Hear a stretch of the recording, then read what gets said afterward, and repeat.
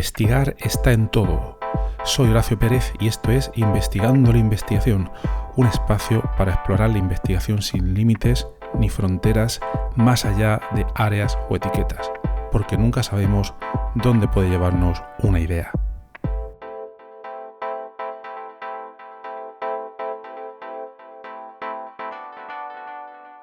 Hola, bienvenidos a otro episodio del podcast Investigando la Investigación. La química está en todo lo que nos rodea, en los materiales que usamos cada día, en los medicamentos, en los alimentos, en nuestro propio cuerpo incluso. Sin embargo, pocas veces nos detenemos a pensar qué es realmente la química como forma de conocimiento. Es decir, ¿qué significa decir que algo es una sustancia? O, por ejemplo, también, ¿existen las moléculas independientemente de nosotros o son en parte construcciones conceptuales? O también, ¿estamos descubriendo lo que ya está ahí o estamos dando forma a una manera particular de entender la materia? Y además también nos podemos preguntar en ese sentido hasta qué punto la química refleja la naturaleza o solo nuestra forma de mirarla. Bueno, entonces hoy, para explorar todas estas preguntas, tenemos el placer de tener en el podcast a Guillermo Restrepo, investigador en el Instituto Max Planck, que trabaja en un cruce poco habitual entre la química, las matemáticas, historia, filosofía de la ciencia y seguro que muchas otras cosas. Pero lo primero, hola Guillermo, gracias por aceptar la invitación. Hola Horacio, muchas gracias por la invitación y pues es todo un honor estar aquí hablando de filosofía de la química. Muy bien. Entonces, la primera pregunta que te haría es, ¿cómo definirías tú lo que es la filosofía de la química y por qué piensas que es algo importante para investigar? La definiría como una rama de la filosofía de la ciencia que se encarga de estudiar por qué la química es como es. O sea, para hablar de filosofía de la química necesitamos obviamente tener química, pero la filosofía de la química se encarga de preguntarse qué es lo que hace a la química una ciencia única, independiente, cómo se relaciona con las demás, cuáles son las preguntas que intenta resolver la química que otras ciencias no puedan resolver y va más allá, por ejemplo, a situaciones como la implicación social de la práctica de la química, el andamiaje conceptual de la química y se relaciona también con la historia de la química, pues porque estas cosas han evolucionado con el tiempo. Pero en general es hacerse preguntas fundamentales sobre el rol de la química, su relación con la sociedad y con otras ciencias. Ajá. ¿Y tú crees, nos podrías poner un ejemplo para que la audiencia lo entiendan, algún típico caso de pregunta que la filosofía de la química se pueda plantear, pero que un químico normal no se llega a plantear nunca? ¿O no Sí, existe? sí, hay varias. Por ejemplo, los químicos normalmente suelen, por como son formados, yo soy químico, Ujú. eh, uno tiende a pensar es cómo puedo obtener cierta nueva sustancia o cómo puedo extraer de alguna manera sustancias de algún producto natural. Pero uno se enfoca todos sus esfuerzos al mundo de las sustancias y de las reacciones. Pero la filosofía de la química lo hace a uno agrandar estas limitantes, o sí, limitantes serían como conceptuales, y es ver, por ejemplo, cuando yo hago la extracción de mi sustancia o cuando sintetizo una nueva sustancia en el laboratorio, yo podría pensar, ¿y cuántas personas tuvieron que sufrir para extraer el metal de la mina con el que yo estoy trabajando? O sea, eso me lleva a una discusión ética de la química. ¿O cuál será la implicación de esta nueva sustancia que yo estoy haciendo? De pronto es la nueva vacuna contra la siguiente pandemia, pero también de pronto puede ser una sustancia teratogénica que cause malformaciones en fetos. Los químicos suelen generalmente no pensar en eso, se concentran en ver cómo desconectan átomos y los vuelven a conectar, pero no piensan mucho en las implicaciones que eso tiene. Eso es digamos, desde el punto de vista ético. Pero hay otras preguntas, por ejemplo, si la química podría ser una ciencia totalmente independiente a nivel conceptual de la física. O sea, yo con saber física podrías desenvolverme bien como químico. los conceptos de la física están tan supremamente embebidos en la química que uno podría, estudiando muy buena física, avanzar en la química. Ese tipo de relaciones entre las ciencias también son cuestiones fundamentales de la química que los químicos normalmente no se detienen mucho a pensar en ellas. Ujú. ¿Y por qué crees que sucede esto? ¿Por qué crees que los químicos no se dedican a tratar estas cuestiones tan fundamentales? Puede ser, como tú has dicho, por la formación que tienen, que les implica obtener resultados y publicaciones, ¿o por qué crees que puede ser?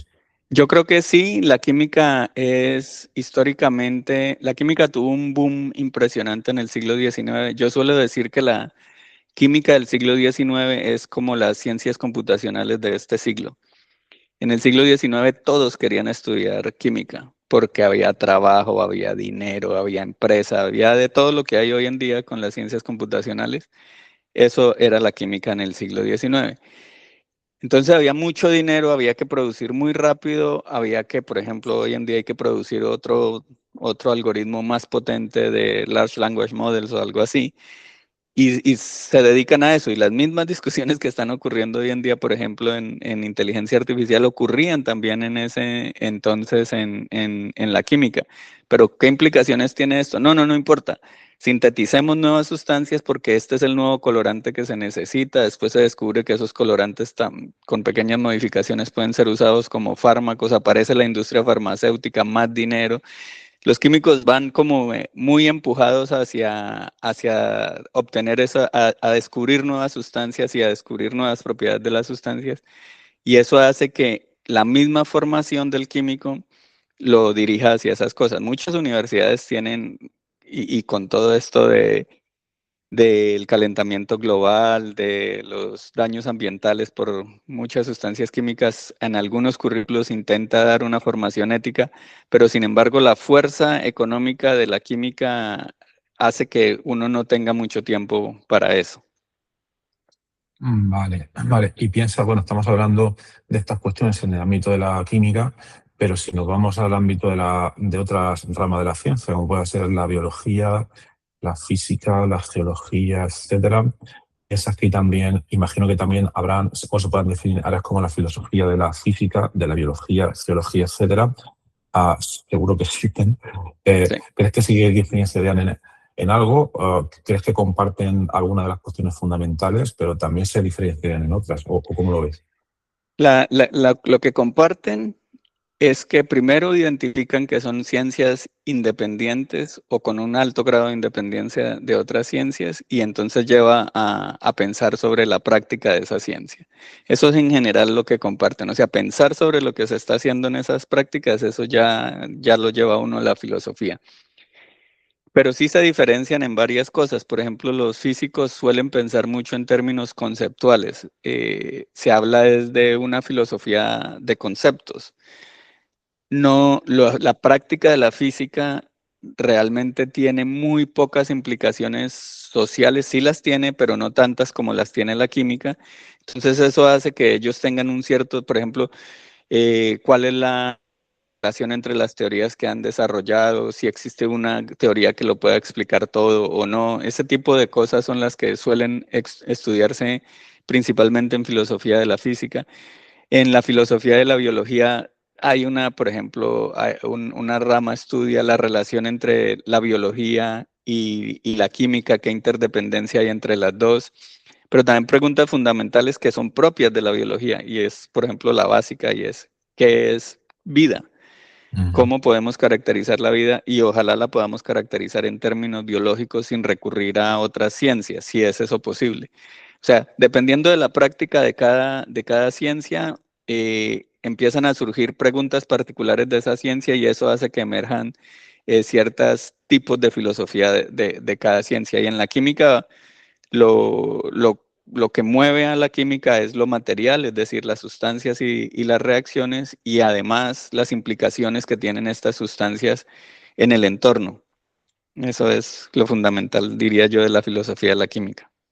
Ajá. Y luego estamos hablando de filosofía de la química, de la biología, etcétera. Estamos hablando de la química, de la biología, pero y que cada una tiene su filosofía asociada, porque así lo hemos definido los humanos, pero Hay quizás otra filosofía que se plantea y dice, a ver, en realidad la naturaleza es esta, nosotros intentamos entenderla, pero ¿por qué separamos en cajones estancos una cosa que se llama química, biología o física?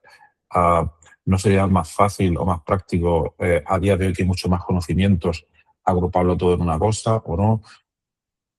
¿O cómo Eso lo es ves? una muy buena pregunta y yo creo que sería un buen planteamiento, pero hay que mirar un poco la historia. Yo creo que si no Ah, tuviéramos el grado de especialización que tenemos hoy, no conoceríamos tanto de las sustancias y al nivel atómico de cómo se relacionan. No sabríamos tanto del universo y también del mundo cuántico si no hubiera el grado de especialización que hay en física. No tendríamos biología sintética si no nos hubiéramos concentrado a estudiar biología. O sea, yo sí creo que la especialización ha llevado a un punto de conocimiento como el actual, y esa es una crisis de la ciencia contemporánea, y es que esa especialización ha permitido o ha impedido que uno pueda ver que, por ejemplo, colaborando con otros investigadores o con personas de otras disciplinas, uno podría quizá avanzar mucho más la propia disciplina de la que uno viene. Este tipo de planteamiento de meter todo en una bolsa ocurrió históricamente cuando las ciencias estaban emergiendo, o sea, uno difícilmente podía decir, este es físico, pero no es químico. Por ejemplo, Newton hacía lo que hoy diríamos, hacía algo de química, hacía sus matemáticas, su física, pero era un filósofo natural. En últimas, lo que se está diciendo Horacio es que uno debería, o la propuesta sería tratar de volver a la filosofía natural. Y hay movimientos en el mundo en esa dirección, pero sin embargo, la idea no es que una persona sea especialista en todo, sino que se integren estos especialistas y puedan avanzar en el conocimiento. Eso es todo el movimiento de la interdisciplinariedad y es algo que tiene mucha fuerza, aunque no está tan institucionalizado, pero por ahí es donde se piensa que el futuro de la ciencia debe ir. y totalmente de acuerdo. Luego a veces también pienso quizás por cómo está estructurada la ciencia a día de hoy, con sus journals, sus áreas, las agencias de habilitación, de acreditación, quizás a veces creo que crean artificialmente también cierto tipo de cosas, ciertas áreas, subáreas, etcétera, pero bueno, eso puede dar para otro tema. Vale, pues entonces todas estas cuestiones filosóficas que a mí me parecen especialmente interesantes y que muchas veces también me parece una pena que los que están en cada una de estas áreas científicas no se planteen, pero como comentamos, a veces pueden surgir, me da la impresión, porque el científico reflexiona sobre ellas, porque, como tú has comentado, no es que siempre haya un currículo en el grado que uno estudia para intentar desarrollar estos temas. Entonces, para un científico, o le llega por inspiración o por intuición o por motivación de trabajar estas cuestiones, pero es algo que no es común y que quizá debería ser más común de lo normal. Pero luego tenemos en el otro extremo a los que vamos a tener un background de filosofía, han estudiado un grado en filosofía, que luego quizás terminan estudiando filosofía de la ciencia y les interesa, y que luego acaban en la filosofía de la química. Entonces, ¿tú qué crees? Teniendo en cuenta estos dos extremos, ¿alguno de estos dos perfiles podría investigar o estudiar mejor estos temas? ¿O quizás es más enriquecedor tener estas dos perspectivas que van a tener origen en dos inicios distintos? Yo creo que en esa tensión está el sabor de la filosofía de la química y el de la filosofía de la ciencia en general, en esa tensión entre o soy filósofo y me entero de lo que hacen los científicos, o soy científico y me entero de lo que hacen los filósofos. Y eso de verdad es una tensión. Yo he tenido la oportunidad de ir a eventos científicos contando cosas que rayan con la filosofía de la química y siento la tensión, pero también he ido a eventos de filosofía y siento cómo no es muy bienvenido el científico. No. ¿Por qué? Por lo que usted decía antes, porque en el desarrollo de la ciencia, los humanos somos muy buenos creando estructuras burocráticas. Y en el desarrollo de la ciencia hemos creado estructuras burocráticas alrededor de estos desarrollos. Entonces existen una burocracia para la química, una burocracia para la física, y en esa burocracia existen también jerarquías. eh, Uno puede revisar también la misma evolución de la filosofía de la ciencia y uno ve cómo los científicos al principio por ejemplo, Sarton, quizá el padre de la filosofía de la ciencia, él era químico y se empezó a interesar en la historia, perdón, por la historia de la ciencia. Él era químico y se empezó a interesar por la historia de la ciencia. O sea, un científico empezándose a preguntar por estas cosas. Pero cuando uno va hoy en día a un evento, por ejemplo, de historia de la ciencia, muy rara vez se encuentra a un científico. Y en algunas oportunidades he visto que los argumentos que se discuten o los mismos temas que se trabajan son, pero súper distintos de lo que hace unas décadas era la filosofía de la ciencia. O sea, en estas estructuras burocráticas que creamos nichos y creamos comunidades donde empezamos a hablar entre esas comunidades. Entonces, lo que ha pasado es que los filósofos de la ciencia han creado estos nichos y se hablan entre los filósofos, pero los químicos no se enteran de lo que ellos están hablando. Y los químicos han creado sus nichos y ellos hablan entre los químicos, pero el resto del mundo no se entera. O sea, en esa tensión es que nos movemos, pero es muy importante tratar de vincularlas. Y yo hoy lo intento en mi trabajo. Es muy complicado, pero yo creo que ahí hay mucho potencial. Totalmente de acuerdo.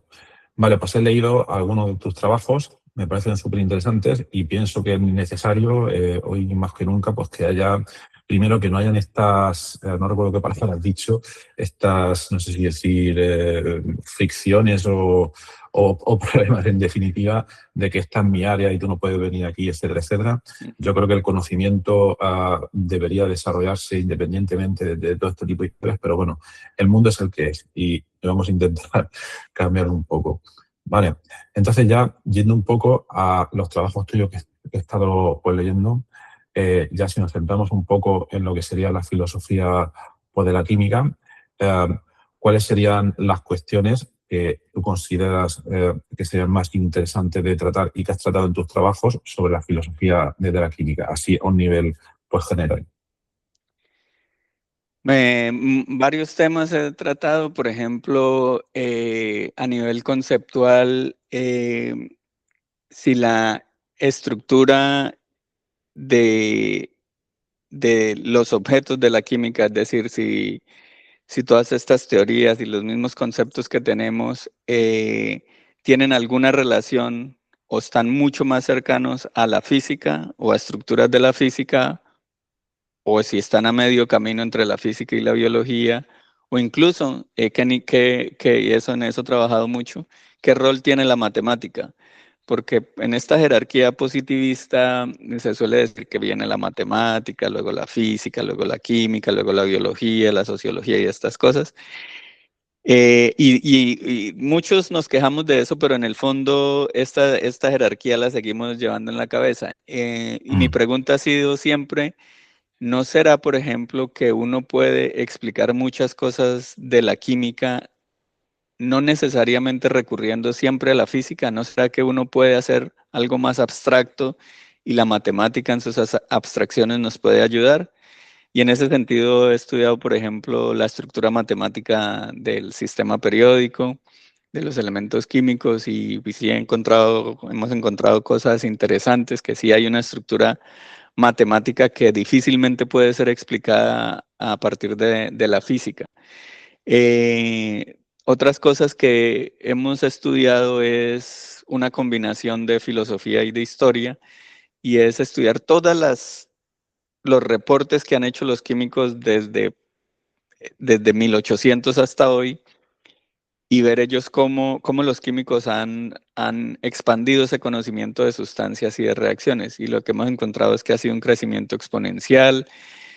Y para no hacer larga la historia, con trabajos de otras personas también a la conclusión a la que hemos llegado es que los químicos producimos muy rápido nuevas sustancias, nuevas reacciones, es decir, conocimiento químico producimos mucho, pero la diversidad de este conocimiento químico está cayendo rápidamente.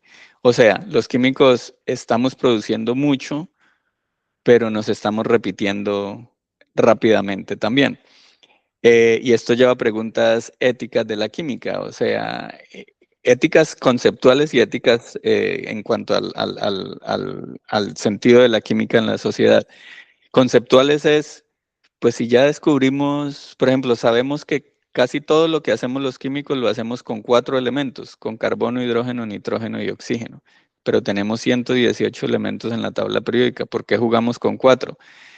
Hay varias razones, unos son más abundantes que otros, a algunos elementos les gusta combinarse más rápidamente con otros o más fácilmente con otros, pero sin duda hay una razón social también.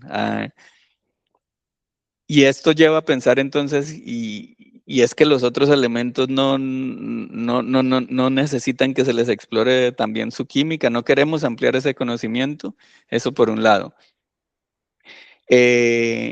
Eso es como internamente en lo conceptual de la química, pero también es hay que pensar en lo que implica experimentar en química. ¿Cuáles son los costos sociales, los costos humanos? Yo antes hablaba de cuando yo trabajo, por ejemplo, con tierras raras en mis experimentos. La mayor cantidad de estas tierras raras vienen de minas en China. Yo considero las condiciones de vida de estas personas que trabajan en minas para yo hacer mis experimentos, y estos experimentos realmente llevan a una ampliación del conocimiento, o estoy simplemente cambiando un átomo por otro por algo que más o menos yo sé que me va a dar. Este es en el tipo de cosas que combinan desarrollo histórico y filosofía de la química. Me parecen cuestiones bastante interesantes y centrándonos en la que has comentado, que decías que, bueno, que a lo largo de la historia parece que hay un decaimiento, ¿no?, en las capacidades de descubrimiento. La primera pregunta que te haría es, ahí se puede llegar a, podría haber llegado un químico normal que no se, a ver, seguro que sí, pero lo que quiero decir, ¿sería usual que un químico normal de laboratorio llegue a plantearse este tipo de preguntas, o solo llega uno al estudio de este tipo de situaciones cuando se lo observa desde el punto de vista de la filosofía o de la ciencia? Porque ahí también otra pregunta sería, ¿cuál ha sido tu motivación? ¿Estudiar la diversidad de descubrimiento a lo largo de la historia como un tema más epistémico o de producción? ¿Qué fue lo que te motivó en ese trabajo? Yo siempre he querido saber varias cosas de la química, y es lo conceptual, pero también lo social. Y he querido ver cómo las fuerzas históricas han afectado a la química. Porque la química sin duda le ha dado forma al mundo contemporáneo. Nosotros vivimos mucho más de lo que vivieron 4 generaciones atrás las personas, principalmente por la química. La ropa que tenemos es producto de investigación química, pero también de los problemas de los pesticidas, el calentamiento global, en eso también tiene mucho que ver la química. Y yo quiero entender cómo es que los químicos avanzamos ese conocimiento. Y hace muchos años me di cuenta que estudiando solamente química no lo iba a resolver, porque la química está sujeta a situaciones políticas, económicas, eso lo estamos viendo en este momento. Y entonces eso hace que uno se salga de lo químico y empiece a traer información de otras fuentes. Pero no abandono lo conceptual, también me interesa, y están en última relacionados. Muchos de los descubrimientos en química han resultado por simples preguntas de ¿y esto por qué ocurre? ¿Y esta sustancia que sobró en esta reacción, por qué salió? Algunas son por pura curiosidad, otros avances resultan de planes de desarrollo, de investigación, pero todas estas fuerzas me parece interesante estudiarlas, sobre todo, por ejemplo, ahora en la situación que tenemos, donde hablamos del antropoceno y de que el planeta no va a soportar más vida como la que tenemos, sobre todo la que nos preocupa a nosotros es la nuestra. Tenemos el tiempo contado acá. Y si la química ha contribuido a mucho de esa situación, entonces sería bueno estudiar cómo hemos llegado a eso, encontrar las fuerzas que nos han llevado a eso para poder como mover el botón y ajustar eso y sacar a la Totalmente, química de ese patrón en el que estamos. totalmente, totalmente. Ahí me recuerda a algo que cuando uno se pone a hablar con los filósofos que están más puros, es también un tema de discusión. Es el siguiente. Algunos filósofos, por lo que yo veo, lo que se preguntan es, no, yo es que estudio las cuestiones fundamentales o las cuestiones que me parecen interesantes, pero no me preocupo o no debe ser necesario que la filosofía se ocupe de si pueden de tener aplicación práctica o no. Yo tampoco estaría tan de acuerdo, porque en este caso la aplicación práctica es importantísima. Todos los problemas que hay actualmente por el uso indebido, incorrecto de la química, etcétera, ¿no? Entonces, yo entiendo que tú ves la aplicación de la filosofía al estudio de estas cuestiones desde un punto de vista práctico. O sea, también, sí, sí puede ser. Sí, sin duda práctico, pero también, por ejemplo, con lo que he hecho de la tabla periódica, eso, pues sí, la tabla periódica sin duda tiene un efecto práctico, pero las preguntas que intento resolver no son directamente prácticas. Yo creo que me muevo entre los dos mundos. Recientemente estoy trabajando mucho en el mundo exterior, es decir, cómo la política, la economía tienen una influencia en la química y cómo la química también puede influir en política y en economía. Eso, o sea, es que esas son, mejor dicho, si queremos seguir haciendo abstracción, si queremos seguir pensando en cómo los átomos se combinan, necesito tener el motor de la química andando y necesito entonces entender la política y la economía para que esto pueda seguir andando. Si no, no vamos a tener un planeta donde podamos seguir jugando con nuestros experimentos químicos. Totalmente, totalmente.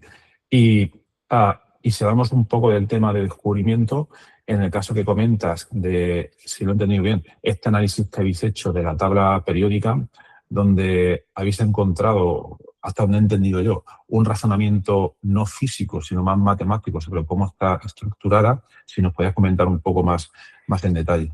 Sí, y esto surge, esta idea me la metió en la cabeza el director de mi maestría en Colombia, José Luis Villaveses, que murió hace ya un par de años, pero él tenía esa idea muy clara y eh, uno no podría explicar, o sea, la mecánica cuántica, la química cuántica sobre todo se esfuerza por hacer esto, pero, pero se ve a gatas. Y es, por ejemplo, porque el litio se parece al sodio, el sodio se parece al potasio y estos tres se parecen entre sí. Estas son las columnas de la tabla periódica. Las columnas de la tabla periódica me hablan de los elementos que tienen cierta semejanza. Entonces, en vez de estudiar los físicos o los químicos cuánticos dicen no, porque tienen los alcalinos, tienen un electrón de valencia y cosas de estas, y eso explicaría cierto de sus propiedades. Pero el punto es que uno puede, y lo hemos hecho, a partir de lo que se conoce de las sustancias químicas, es decir, de cómo el litio forma ciertos compuestos, de cómo el sodio forma ciertos compuestos, porque tenemos acceso a todos los compuestos que forman los elementos químicos. Entonces, aplicando algoritmos, lo que hemos hecho es como clasificar esos elementos con base por ejemplo, el litio se parece al sodio porque ellos forman compuestos con oxígeno, con hidrógeno y con ciertas estequiometrías, y entonces con eso uno puede hablar de qué tanto se parecen los elementos. Con base en eso hemos sacado clases de elementos y resulta que esas clases son más o menos las clases que se suelen representar, o sea, las familias, las columnas en la tabla periódica. Y esto en términos matemáticos se puede entender como una topología. Ahí bueno, puede ser un poco técnico, pero la idea es, por ejemplo, quizás esta sea la forma más interesante de mostrarlo. Cuando uno le dicen, usted tiene la tabla periódica y tiene los metales, los no metales, y aquí en el medio hay unos que no saben para dónde van, son como los Ujú. semimetales. Esa es una idea topológica. ¿Por qué? Porque uno dice, bueno, estos son los metales. Ahora voy a mirar en estos que son los metales, cuáles son los que se parecen más a los metales. Obviamente ellos mismos, pero nos salen aquí unos elementos que se parecen también a ellos. Y cuando uno mira los no metales, salen que los más parecidos a los no metales son ellos mismos, pero aquí también salen unos por aquí. Es decir, simplemente con base en qué compuestos forman los elementos y aplicando ideas matemáticas de estas ideas que dije de topología, uno puede definir los semimetales como un conjunto de frontera, es decir, tengo los metales, los no metales, y aquí hay una cosa que toca a los dos. Hay elementos que se comportan como estos, pero también como los de acá. Esa es una idea matemática, en el fondo. Y esa es la rama de la topología y hemos explorado algo de eso. O sea, sí se puede explicar y relativamente más fácil lo que uno conoce del sistema periódico sin recurrir necesariamente a la química cuántica, sino simplemente con hechos experimentales, con las fórmulas de los compuestos, uno podría llegar a estas conclusiones de que estos elementos se parecen más, forman una familia. Eso lo hemos hecho y hemos estudiado hasta cómo cambian estas familias a medida que los químicos van descubriendo nuevas sustancias. Es súper interesante, porque hasta donde recuerdo, bueno, yo también soy químico, yo soy químico computacional, sí, es que me puedo definir así, porque al final me dedico a muchas cosas, pero bueno, pero hasta donde yo recuerdo, Mendeleev, cuando sugiere la estructura de la tabla periódica, no recuerdo cuál fue el proceso que siguió, no sé si fue un descubrimiento basado en la empiria, que se ayudó por un poco de intuición, etcétera, hasta que dio con una cosa que quedaba en el clavo bastante. No sé si fue así, por la verdad, pero vosotros a lo que vais es a un método más matemático, más algorítmico, quizás por lo que habéis comentado. Ahí hay varias cosas que decir. Bueno, primero, Mendeleev fue el último en llegar y suele pasar, el último que llega Correcto, suele eso es. llevarse la fama. Hubo varios, por ejemplo, Mella, uno aquí en Alemania empezó con estas cosas también o sea, ya estaba en el ambiente la idea de que la complejidad de la química debe tener en el fondo algo sencillo.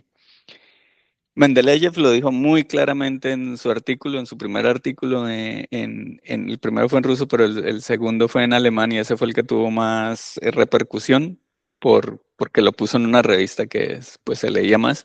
Y él dijo claramente que el sistema periódico tiene dos, o sea, cuando uno lo lee con ojos matemáticos, uno dice, él está hablando de matemáticas ahí. Dice, yo ordeno los elementos por peso atómico, eso es una estructura de orden en términos matemáticos. Y dijo, pero también hay semejanzas aquí. Yo voy a decir que este se parece a este porque los hechos me lo demuestran, entonces voy a ponerlos cerca. Y cuando yo hago eso, mire, me sale esto y entonces muestra su tabla periódica. Lo que Mendeleev dijo en ese artículo es que el sistema periódico tiene dos relaciones matemáticas súper importantes, la estructura de orden y la estructura de semejanzas. Y esa es en general la estructura y se puede llegar a ella a partir de, como usted decía, él se basó en datos empíricos. Ya existía una cantidad enorme de conocimiento químico, de composiciones de las sustancias químicas, de propiedades de las sustancias químicas, de compuestos, de todo esto, y tuvo la capacidad, no tenían ni siquiera una calculadora en ese tiempo, tuvo la capacidad de ver en ese había más de 11.000 sustancias en ese momento, y fue capaz de ver patrones en esas 11.000 sustancias. Eso es impresionante. Y la otra Mella también Totalmente. tuvo la capacidad. Pero fue con base, yo creo que fue con base en esos datos experimentales, un poco de raciocinio matemático que él no sabía que lo que él estaba haciendo era pensar matemáticamente. De hecho, estuvo intentando encontrar la fórmula del sistema periódico. Él quería decir que las propiedades son igual a una función del peso atómico. Él quería encontrar esa fórmula. Y nosotros hace un par de años, publicamos un artículo donde mostramos que no es realmente una fórmula la estructura matemática. Es decir, cuando uno habla de matemáticas, no necesariamente debe pensar en fórmulas. Una estructura matemática puede ser un conjunto de personas con relaciones de amistad. Eso es una estructura matemática. Y esa es la estructura más o menos del sistema periódico. Los elementos se relacionan entre sí, se parecen entre sí, se pueden ordenar con base en todo el conocimiento empírico que tenemos de ellos. y de ahí sale el sistema periódico. Es decir, sí hay una estructura matemática, pero no era una fórmula. Hoy podríamos decir que es un hipergrafo ordenado en términos formales. Claro, claro. Pues me parece súper interesante y sobre todo lo que observo o la sensación que me da es que quizás durante muchos periodos de tiempo hay un método de investigación determinado para hacer las cosas. Luego hay un pequeño cambio, o a veces quizás hay pequeños cambios de paradigma, como sucedió cuando empezó la química y física cuántica, o quizás la cuántica en definitiva. Y entonces la gente, claro, como has comentado tú, intentan derivar todas estas cosas a través de las ecuaciones fundamentales de la física y química cuántica, que no es sencillo, aunque sí que se consiguen algunas cosas, ¿no? Pero luego hay otros cambios, por ejemplo, vosotros habéis hecho este análisis pues, matemático, que por lo que has comentado pues no se había hecho antes, pero luego quizás podría venir otro y aplicar un análisis por machine learning puro agnóstico para ver si la máquina, entre comillas, encuentra alguna otra cosa, ¿no? Pero en Sí. definitiva, yo lo que veo y lo que me da pena es que a veces los investigadores muchas veces intentan estar al día de que se descubre una cosa u otra dentro de su campo, pero no intentan ser conscientes de lo que están haciendo dentro de ellos, un poco como lo que has dicho tú antes, que Mendeleev no se daba cuenta o algo así, de que era matemático, pero a veces los investigadores no se dan cuenta de que están utilizando unos métodos y están encasquetados en esos métodos y quizás si intentaran salir un poco de planteamiento, podrían tener otra visión y descubrir otro tipo de cosas, aunque eso también cuesta muchísimo. Claro, eso cuesta dejar de producir en el campo, Claro, cuesta de pronto no avanzar en la carrera porque pues en últimas esto es una carrera. Uno como investigador, uno quiere lograr una posición estable y esto se logra a punta de publicaciones y estas cosas que estamos diciendo de ir a relacionarse con personas de otra disciplina son cuestiones riesgosas. Eso hace parte de cómo se mueve la ciencia en este momento, pero yo creo, sin embargo, que estos riesgos hay que tomarlos porque aparecen cosas interesantes. No quiere decir que las otras cosas no sean interesantes, claro. pero puede a largo plazo ser de beneficio para muchas disciplinas, quizás al mismo tiempo. Y luego también, esto imagino que también es una... Sí, esto seguro que es una pregunta filosófica amplia. Am, hablando de modelos, nosotros somos humanos muy limitados mentalmente, yo por lo menos. Entonces, al intentar entender la realidad, hacemos una serie de simplificaciones, intentamos trabajar con esas simplificaciones, etcétera, etcétera.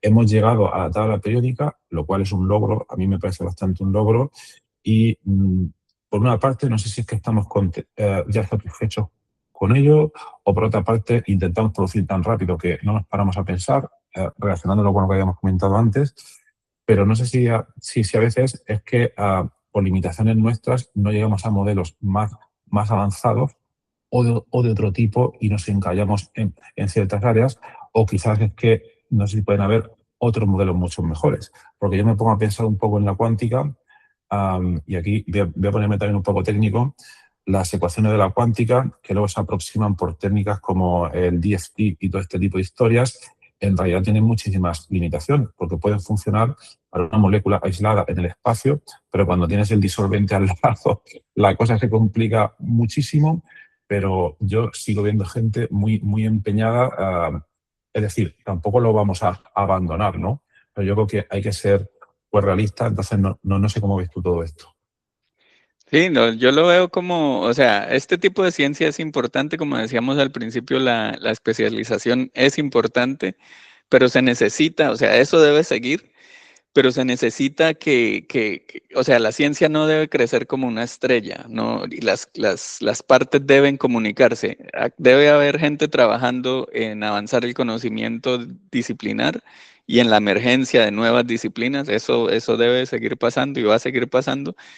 Pero la idea es tratar de relacionar estas disciplinas que van emergiendo, porque si no vamos a perder el entendimiento humano y al final todo esto es un ejercicio para humanos. O sea, nosotros queremos entender y y queremos, desde Bacon, queremos entender para nuestro beneficio, que esa es una cuestión ética de nuevo, pero si no tenemos una visión global de las cosas o si no logramos una visión global cooperando, vamos a tener pedazos de una realidad que después no vamos a ser capaces de armar. Totalmente, totalmente. Y luego estamos hablando de modelos, de intentar razonar, de intentar cambiar quizá de paradigma de investigación, pero últimamente, y este tema siempre sale en el podcast, pues estamos hablando de lo que comúnmente se dice como inteligencia artificial. Yo aquí intentaré distinguir dos tipos de, digamos, de métodos de inteligencia artificial. Están aquellos que trabajan un poco por la fuerza bruta, que les pasan datos y te intentan predecir cosas, y luego están otros que intentan dar algún tipo de explicaciones. Pero parece que a día de hoy los primeros, los que toman grandes cantidades de datos e intentan predecir algo, parece que están teniendo algún tipo de, no sé, algún tipo de uso masivo dentro de la química y de otras ciencias afines, pero a mí también me da la impresión que a veces los investigadores, a usar este tipo pues, de modelos, están perdiendo un poco la conexión con la realidad. Dices, vale, he cogido estos datos, los he procesado en este supercomputador, he predicho esto, lo publico. Pero ¿por qué? No me da tiempo. ¿Por qué? Sí, esa es una discusión que tengo con Roald Hoffman porque yo le veo muchas ventajas y muchas posibilidades al uso de la inteligencia artificial. Roald Hoffman es más reticente. Y creo que hay algo, o sea, sus puntos son muy interesantes. Para resumir lo que dice Roald Hoffman, pues de pronto hay que decir que es un premio Nobel de Química porque resolvió un problema de química teórica importantísimo. Roald Hoffman dice que él creería que el uso de la inteligencia artificial en la química podría avanzar nuestra ciencia, la química, cuando pase lo siguiente, cuando estos algoritmos sean capaces de encontrar conceptos que los humanos no hemos sido capaces de encontrar y que se le puedan enseñar a las nuevas generaciones de químicos. Si no somos capaces de hacer eso, pues lo que tenemos es una tecnología que nos está permitiendo hacer descubrimientos más rápidos, pero con poco entendimiento. Y yo creo que él en ese sentido tiene mucha razón. Eh, y lo decía antes, esto es un ejercicio humano, nosotros queremos entender. Si desarrollamos una tecnología que nos permita ayudar a entender y ojalá entender más rápido, pues genial, pero si no, estamos repitiendo, nos seguimos repitiendo nosotros mismos. Hace poco publiqué un artículo donde hablaba de esas cosas. El punto que yo decía es, yo creo que la inteligencia artificial en general, va a permitir que encontremos más nuevas sustancias, pero vamos a seguir repitiendo la falta de diversidad y es por una razón muy sencilla. Para uno usar inteligencia artificial necesita tener un conjunto de entrenamiento. De ese conjunto de entrenamiento aplico mi algoritmo y el logaritmo aprende algo y luego este algo lo puedo, por ejemplo, acoplar con un robot que sintetiza sustancias y lo hago más rápido y él lo que va a hacer es hacer realidad ese aprendizaje que tuvo de los datos. Pero el gran problema, y lo sé con mucha certeza porque lo hemos estudiado, es que el conjunto de entrenamiento de la química tiene unos sesgos enormes. Es como si uno quisiera usar Large Language Models solamente, sería de este tipo. Es como si yo quisiera usar Large Language Models para predecir la, para predecir 100 años de soledad usando un conjunto de entrenamiento donde tengo el Lazarillo de Tormes y quizás el Quijote. Claro. No voy a poderlo hacer. Necesito tener un conjunto diverso para obtener una diversidad en mis resultados.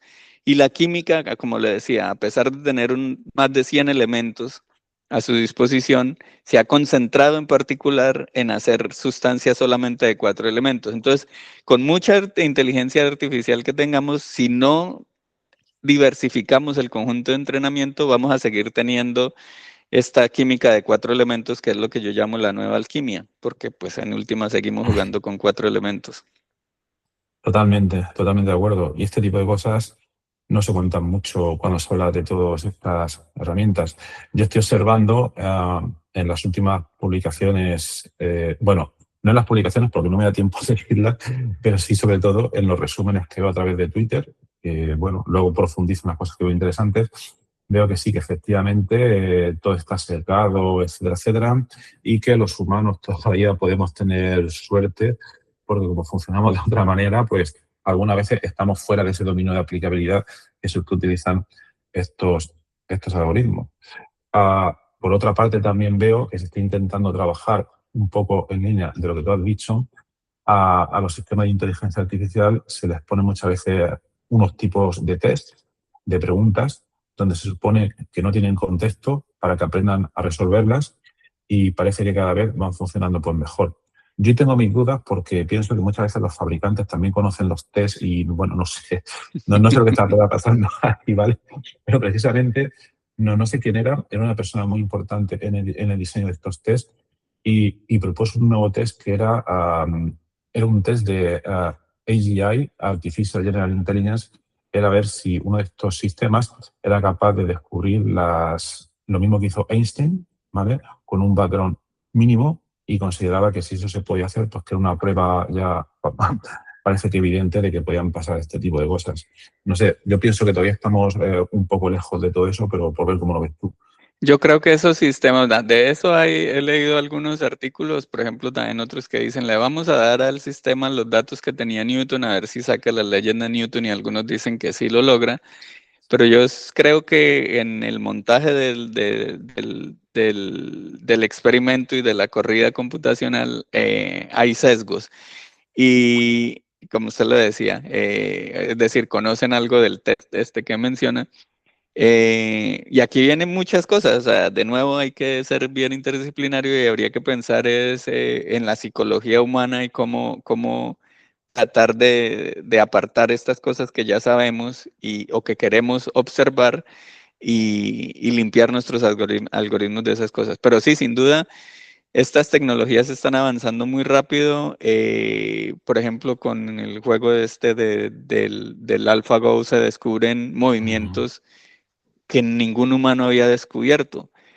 Eso lo lleva a uno a pensar que de pronto sí vamos a ser capaces de responderle a Roald Hoffman y decirle, mira, que había un concepto que ninguno había encontrado. Pero pues esto, o sea, por ejemplo, cuando uno le da al algoritmo los datos se vuelven datos porque el humano dice que son datos. Eh, Porque le da un valor a esos datos, y cuando uno le da valor, cuando uno dice esta sustancia o este número o esta ecuación es importante, es porque yo ya le di un valor, una comunidad detrás le di un valor. Y quitar ese sesgo humano de esos datos es quitarle la misma naturaleza de dato al dato. O sea, es Totalmente. muy difícil separar esas cosas. Totalmente, totalmente. Sí, así es. Y luego, bueno, podemos hablar un montón sobre todos estos temas, pero hablando como el tema principal era la filosofía de la química, bueno, hay una noticia reciente que me ha llamado mucho la atención y que no sé si es postureo o es realidad, pero bueno, todo el mundo conoce OpenAI, la compañía que está detrás de ChatGPT. Hay otra compañía que se llama Anthropic, que quizás antes no era tan famosa, pero ahora se está volviendo más famosa y que diseña herramientas como Claude Code y todo este tipo de cosas. Y lo llamativo, si no me he confundido, es que hace poco han contratado dentro de su equipo de desarrollo a una filósofa. Sí, lo leí el otro día, y me llamó muchísimo por la atención. Y hasta donde entendí, por lo poco que leí, estaba intentando, no sé si entender o, digamos, plantear, que son dos cuestiones muy diferentes. Y, por ejemplo, los modelos de inteligencia artificial, cuando están trabajando, creo que una de sus hipótesis es que se pueden estresar, sabiendo también lo que significa eso de que se estresen ante determinadas peticiones, etcétera. Entonces, a mí, por una parte, me parece interesante que, como comentamos al principio de este episodio, se incorporen filósofos e investigadores de cualquier otra área a un equipo multidisciplinar. Aquí no entiendo todavía, sí, en fin, me parecen cuestiones interesantes. No sé si lo hacen por postureo o porque realmente les interesa hacerlo, no Yo, sé. yo creo que lo hacen no por postureo, sino porque en esta competencia, o sea, la competencia es por conocimiento y que este conocimiento se pueda transformar en algo que sea más eficiente para el uso de los humanos. Eh, y eso no solo está pasando ahora. Por ejemplo, cuando uno revisa la historia de la inteligencia artificial, uno ve una cantidad de psicólogos, de científicos de la conciencia, de sociólogos detrás de los mismos algoritmos. Por ejemplo, cuando se suele hablar, hay muchos algoritmos en inteligencia artificial que en inglés se dice self-reinforcing, o sea que al algoritmo cuando hace algo bien se le da como, Una como, recompensa. como una recompensa, se le da una recompensa y eso no se le ocurrió a un científico computacional, eso se le ocurrió fue a un Ah, sociólogo, a vale, Skinner, claro. se le ocurrió Ujú, que es este famoso ujú, sociólogo ujú, y psicólogo, yo ujú. no era sociólogo, era psicólogo, donde ponía a ratas de laboratorio en un laberinto y las ponía a que se movieran y cuando iban y tocaban una palanquita se iluminaba y les daba comida, empezaban a entender, iban y volvían y volvían. Ese es el tipo de recompensa que necesitan y eso lo incluyen los algoritmos, pero gracias a esos experimentos. Ese mismo tipo de refuerzo, ese es el que está detrás de cuando uno está en las redes sociales y no puede parar. Es Ujú, similar a ujú, la ratica dándole a la palanquita. ujú, ujú. Totalmente. Pues ese ejemplo me parece muy bueno y muy representativo de la necesidad de los equipos interdisciplinares, porque si no, quizás esa idea a un matemático físico se le habría ocurrido al final, pero quizás hubiera tardado pues muchísimo más, Exacto, la verdad. exacto. Sí. Sí, sí. Pues ya por ir terminando el episodio, hablando ya de Guillermo Restrepo como el investigador persona, ¿cómo es un día típico en tu investigación? Con tantos palos tocas, la química, las matemáticas, la filosofía, ¿cómo te lo planteas a la hora de realizar tu investigación en el día a día? Eh, Difícil de responder. Yo creo que tengo un privilegio, yo suelo hablar de eso con mi esposa, con mis hijos, y es que el privilegio que tengo es que yo disfruto mucho lo que hago y tengo mucha libertad para hacer lo que hago.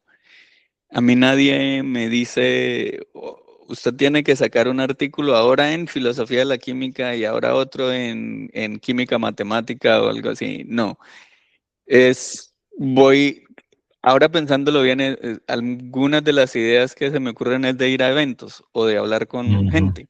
Voy a un evento de historia de la ciencia y veo oportunidades para alguna formalización matemática. Y me siento y empiezo a darle forma y hay veces me doy cuenta que eso no va para ningún lado, hay veces se empieza a formar una cosa grande y resultan 3 artículos en vez de uno, o borradores de libros. Hay veces me pasa que estoy leyendo una novela porque me gusta mucho la literatura, estoy leyendo una novela y se me ocurren cosas para la química casi siempre se me ocurren ideas, pero fuera del campo o sea, no se me ocurren ideas para la química leyendo química, sino leyendo Vale. otra cosa diferente. Y lo mismo en filosofía, en historia, se me ocurren, por ejemplo, esta idea de estudiar cómo los químicos han avanzado su conocimiento de las sustancias y las reacciones que conocen, fue leyendo un artículo de química, no nada de Ajá. historia, era un artículo de química y así, y yo creo que es por la formación que he tenido, o sea, yo mencioné a José Luis Villaveses, que fue mi profesor de la maestría, y él en últimas yo creo que era, a pesar de ser químico teórico, fue el primer químico teórico de Colombia, y a pesar de tener una muy buena formación en física y en matemáticas, él en el fondo era un humanista y yo a él le debo gran parte de lo que soy y de mi forma de pensar. Y tuve la suerte de encontrar una persona así como él. Totalmente, totalmente de acuerdo. Tener un poco todas las influencias de todas las ramas del saber. A mí, por ejemplo, no me gusta mucho cuando se habla de divulgación científica o de investigación científica, porque parece que uno solo hace investigación, la gente que se dedica a la ciencia, ¿no? Lo cual no me parece del todo correcto, y con la divulgación pasa exactamente igual. Puede haber divulgación en filosofía, en arte, en humanismos, etcétera, etcétera. Así Claro, que yo, y ahí lo que tendría que añadir es que yo creo que parte de hacer buena ciencia, y no solo de hacer buena ciencia, mi mamá trabaja en una floristería y yo estudié con dinero ganado a punta de vender flores. Eh, y yo creo que eso es lo que en últimas todo trabajador hace. Lo que uno hace es vender lo que hace. Y si yo quiero vender mis artículos, o sea, vender me refiero a no necesariamente tener una remuneración económica, pero sí, ¿qué es la actividad científica?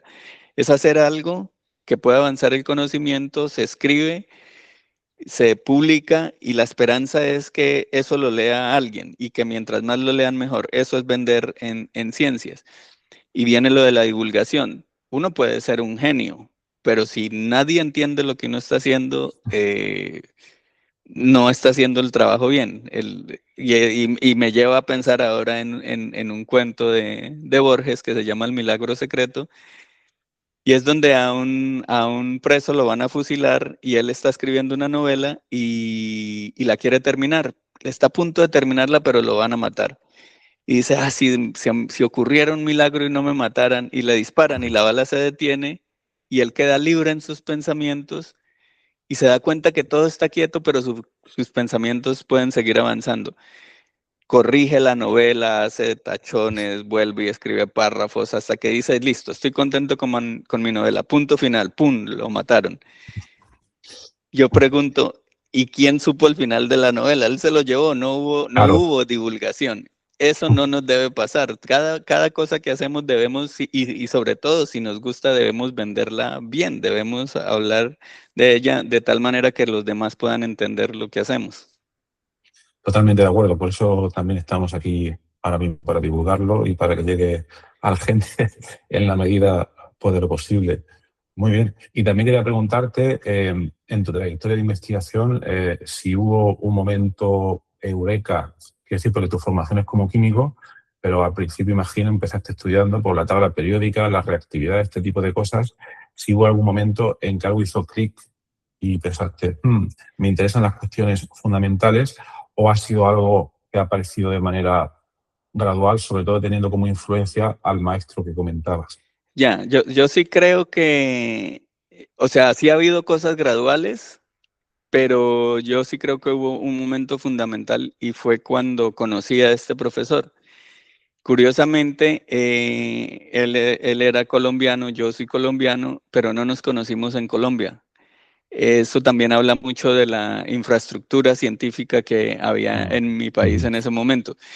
Por muchas cuestiones, porque tenía intereses en química cuántica, o sea, yo empecé en química orgánica, pero siempre he querido entender más las cosas. Entonces, luego pasé a la química cuántica y en mi universidad no había química cuántica consolidada. De hecho, no había ningún profesor formado estrictamente en ujú. química cuántica.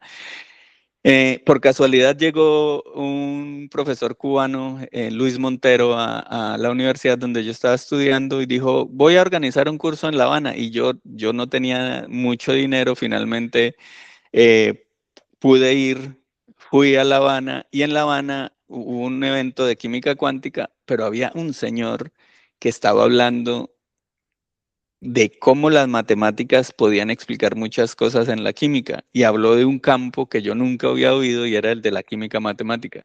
Eso a mí me cambió la vida. Y además porque era un tremendo expositor, era un tremendo vendedor. Ujú, Yo quedé cautivado, volví a Colombia, yo estaba haciendo una maestría en química orgánica y dejé eso, yo dije, yo no sigo más en esto, eso no es lo mío es esto. Y me fui a trabajar con este profesor y ya, todo cambió. ujú, ujú. Muy bien, muy bien. Y después de los años que ya llevas investigando todos estos temas, ¿hay algo que todavía habrán cosas que ya te las encuentras a lo mejor en todos los lados, o cosas que se repiten o que persisten en todos los lados, pero hay algunas cosas que todavía te sorprendan a realizar estas investigaciones, algo que no te esperes, ya sea a nivel metodológico o de que te encuentres. A mí lo que más me satisface a la hora de investigar es, por una parte, el plantear las preguntas. Luego quizás no voy a encontrar la solución nunca, pero quizás esos pequeños avances es lo que mayor placer pues, me dan. ¿Cómo sería en tu caso? A mí lo que más me parece interesante, lo que más me gusta de mi trabajo es esto que mencionabas de encontrar cosas que motiven preguntas en otras áreas. Encontrar un párrafo leyendo a Tolstoy y que uno diga, esto se puede modelar matemáticamente. Si tengo Mm, estos datos, puedo hacer tal cosa. Leer algo en química y decir, pero esto tiene un nombre en matemáticas se llama tal cosa, y si los químicos supieran que se llama así, podrían avanzar por este y este otro lado. Cuando aparecen esos puentes o esas semejanzas que hacen que si uno avanza un poquito más pueda resolver un problema de alguna disciplina, eso es lo que a mí me parece cautivante. Y me pasa o sea, yo he trabajado, usted ha mencionado los temas en que he trabajado, pero me encantaría, por ejemplo, trabajar en lingüística, en literatura, porque leyendo cosas o leyendo artículos mm, también, eso también creo que es importante, no siempre leer las mismas revistas, los mismos artículos, los mismos autores, sino ir a mm. aventurarse en otras disciplinas. Hay veces uno no entiende nada, o hay veces se sorprende y entiende mucho, o hay veces encuentra el conferencista que logra explicarle lo que uno no había entendido en los artículos y se empiezan a dispararse ideas. Eso es lo que yo encuentro fascinante de estas cosas.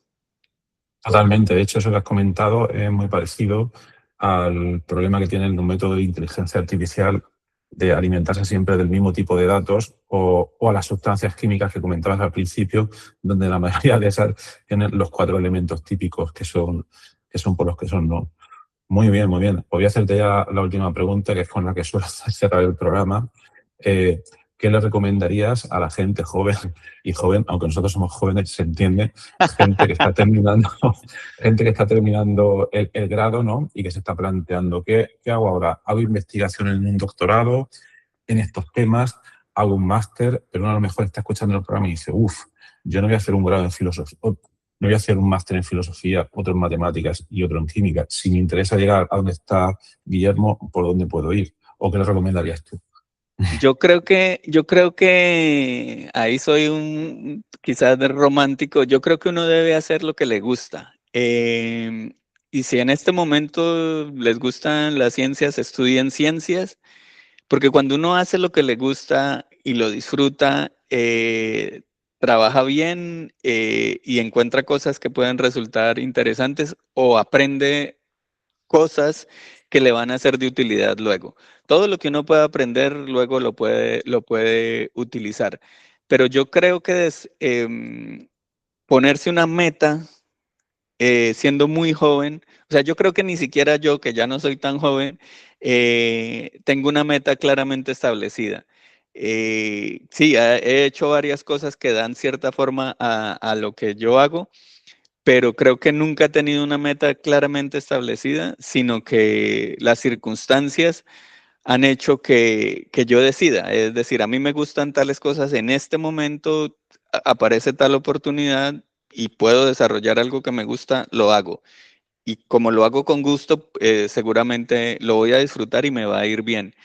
Yo creo que esa es la clave y no tanto pensar, porque la vida académica es complicada, hay mucha competencia.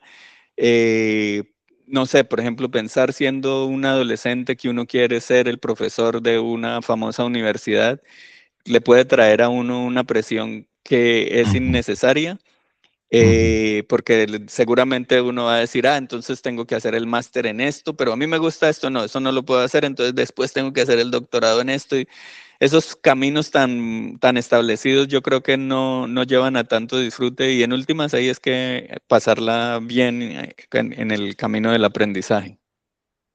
Totalmente de acuerdo.